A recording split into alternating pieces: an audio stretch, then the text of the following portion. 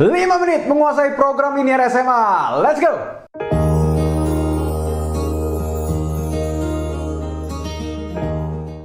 And so guys, welcome back to my channel. Hari ini kita akan bahas mengenai program linear. Aku akan share 3 tips yang kalian nggak boleh lewatkan kalau kalian ingin menguasai bab ini. So here we go.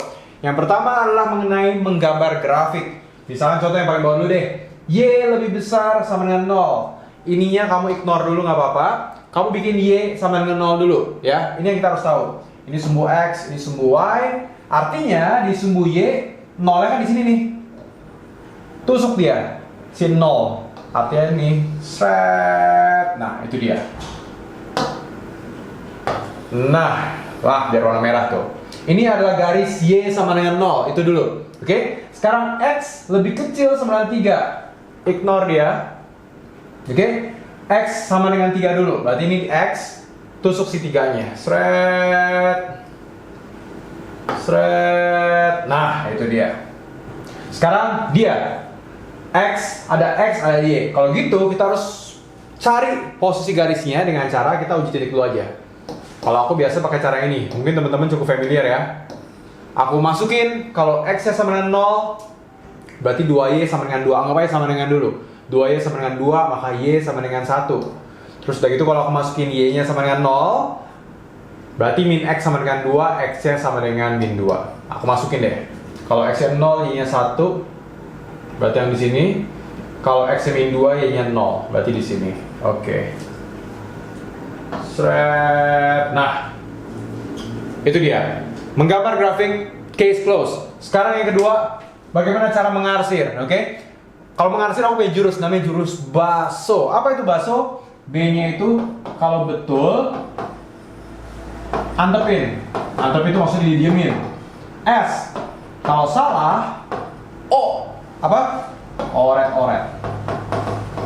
Maksudnya apa kok? Betul antepin, salah oret-oret.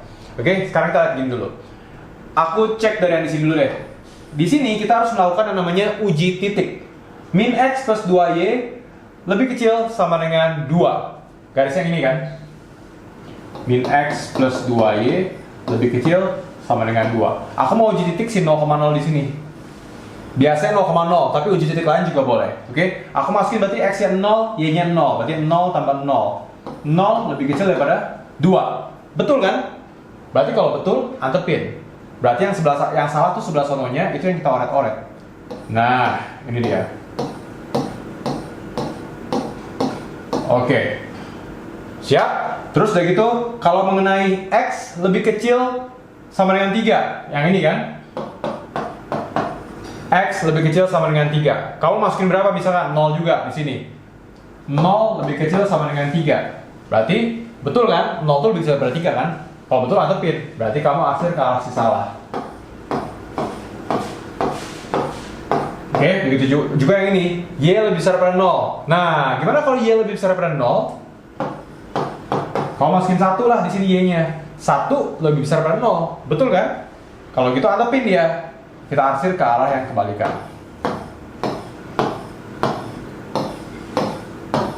Nah, kenapa kita perlu pakai cara BASO ini? Karena bab ini itu bakal banyak coret-coretan kayak gini. Pusing kan kelihatannya kan?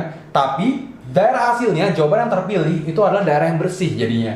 Jadi kalau misalkan aku mau pertegas, nih loh. Warna hijau biar tegas, nih.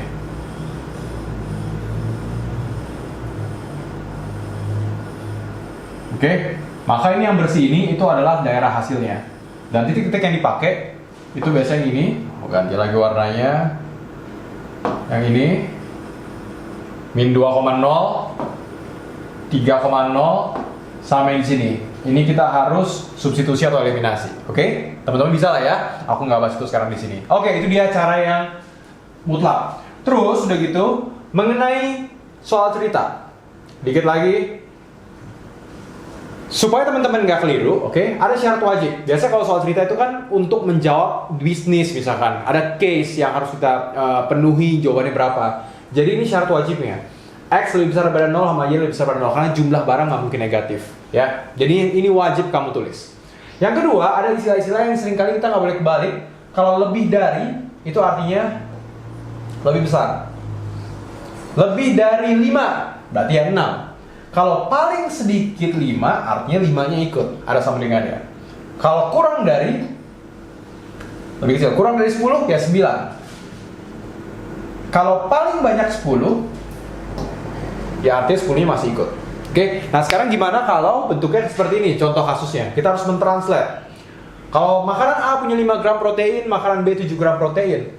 Tubuh membutuhkan paling sedikit 80 gram protein. Gimana cara bikin kalimat matematikanya? Ya udah, 5A, ya kan, kita dia mau konsumsi ini tambah 7B, paling sedikit berarti at least 80 gram, lebih ya boleh.